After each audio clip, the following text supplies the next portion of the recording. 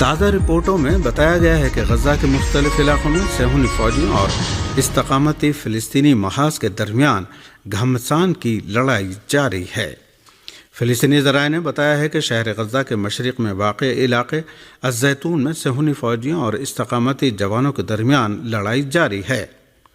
دریں اثنا غزہ کے مختلف علاقوں میں صہیونی فوجیوں کے حملوں میں متعدد فلسطینیوں کے شہید اور زخمی ہونے کی خبر ہے۔ ادھر فلسطین کے انفارمیشن سینٹر نے صہیونی فوجیوں کے حملے میں ایک اور صحافی کی شہادت کی خبر دی ہے۔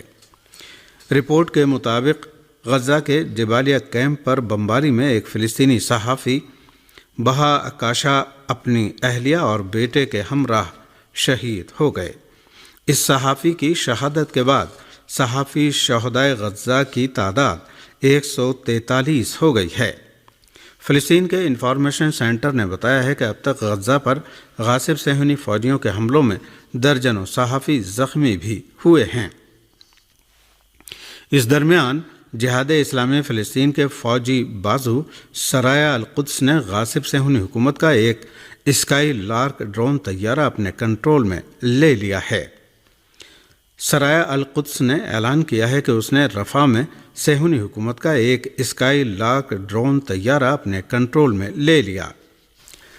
مراکش کے دارالحکومت رباط میں ہزاروں لوگوں نے جمعے کو صہیونی حکومت کے خلاف مظاہرہ اور فلسطینی عوام کی حمایت کا اعلان کیا ہے۔ رباط میں ایک بار پھر ہزاروں مراکشی عوام نے مظاہرہ کر کے صہیونی حکومت اور اس کے اتحادیوں سے نفرت اور فلسطینی عوام سے یکجہتی کا اعلان کیا۔ اس رپورٹ کے مطابق مراکشی عوام نے اپنی حکومت سے مطالبہ کیا کہ رباط میں صہیونی حکومت کا دفتر بند کیا جائے اور اس کے ساتھ ہر طرح کا تعاون اور روابط ختم کیے جائیں۔ واضح رہے کہ مراکش کے دارالحکومت رباط میں 3 دن پہلے بھی عوام نے وسیع مظاہرہ کر کے فلسطینی عوام کے ساتھ یکجہتی اور غاصب صہیونی حکومت کے ساتھ روابط معمول پر لانے کی مخالفت کا اعلان کیا تھا۔ یورپی یونین کے خارجہ روابط کے انچارج نے ایک بیان جاری کر کے فلسطین کی مکمل رکنیت کے حق میں جنرل اسمبلی کی قرارداد کو اہم قرار دیتے ہوئے اس کی حمایت کا اعلان کیا ہے۔ یورپی یونین کے خارجہ روابط کے انچارج جوزف بوریل نے اپنے بیان میں کہا ہے کہ یورپی یونین مکمل رکنیت کے لیے فلسطین کی درخواست کی حمایت میں جمعے کو اکثریتی ووٹوں سے پاس ہونے والی جنرل اسمبلی کی قرارداد کی تائید کرتی ہے۔ انہوں نے کہا کہ وہ فلسطین میں حکومت سازی اور آزاد فلسطینی ریاست کے قیام کے لیے اداروں کی تقویت اور ان کی تیاری کی حمایت جاری رکھیں گے۔ یورپی یونین کے خارجہ روابط کے انچارج نے کہا کہ 2 ریاستی راہ حل کا راستہ کھلنا حیاتی اہمیت رکھتا ہے اور یورپی یونین اس حوالے سے اسرائیل، فلسطینی انتظامیہ اور علاقائی و عالمی فریقوں کے ساتھ تعاون کے لیے تیار ہے۔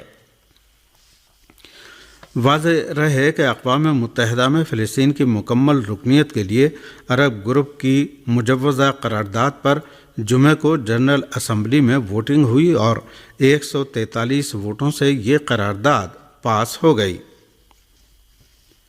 جنرل اسمبلی میں ووٹنگ میں قرارداد کے حق میں 143 اور مخالفت میں 9 ووٹ پڑے اور 25 ملکوں نے ووٹنگ میں حصہ نہیں لیا۔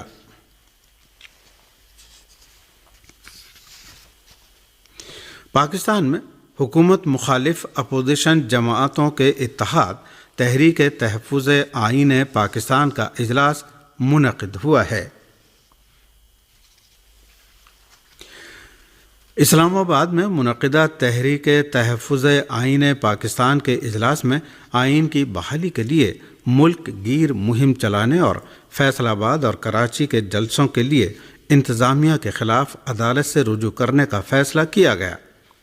اجلاس میں قومی اسمبلی میں اپوزیشن لیڈر عمر ایوب خان اور پی ٹی آئی کے مرکزی رہنما اسد قیصر، سنی اتحاد کونسل کے سربراہ صاحبزادہ حامد رضا، بی این پی مینگل کے رہنما ساجد ترین، ثناء اللہ بلوچ، ایم ڈبلیو ایم کے ناصر شیرازی اور تحریک تحفظ آئین پاکستان کے ترجمان آخوندزادہ حسین یوسف زئی شریک تھے۔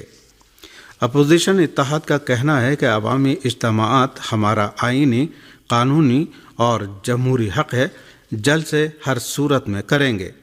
ملک میں جمہوریت ختم اور آئین کے ساتھ کھلواڑ ہو رہا ہے، ہماری تحریک آئین کی بحالی تک جاری رہے گی۔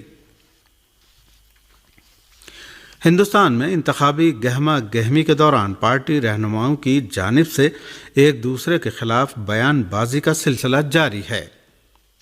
ہندوستان کے میڈیا ذرائع کا کہنا ہے کہ کانگریس پارٹی کی رہنما پرینکا گاندھی نے کہا ہے کہ انتخابات اگر صحیح ہوئے تو بی جے پی کو حکومت نہیں ملے گی اور این ڈی اے کی 200 سے زیادہ نشستیں نہیں آ سکیں گی۔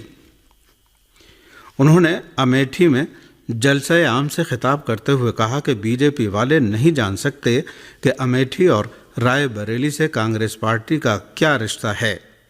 پرینکا گاندھی نے کہا کہ ہماری پارٹی اور انڈیا الائنس نے جس ریاست میں اور قومی سطح پر جو انتخابی وعدے کیے ہیں وہ کامیابی حاصل کرنے اور حکومت بننے پر پورے ضرور کیے جائیں گے۔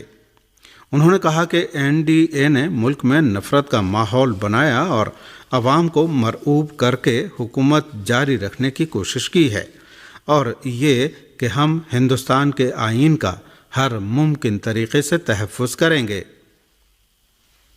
کانگریسی رہنما کے یہ بیان ایسی حالت میں سامنے آئے ہیں کہ بی جے پی رہنماؤں نے کانگریسی رہنماؤں کو نشانے پر لیتے ہوئے دعویٰ کیا ہے کہ این ڈی اے کو اس بار 400 سے زیادہ نشستیں ملیں گی اور نریندر مودی لگاتار تیسری بار ہندوستان کے وزیر اعظم بنیں گے۔ نریندر مودی نے اڑیسہ میں ایک روڈ شو کے ساتھ اس ریاست میں پارلیمانی اور اسمبلی انتخابات کے اگلے مرحلے کے لیے اپنی پارٹی کی تشہیراتی مہم کا آج آغاز کیا۔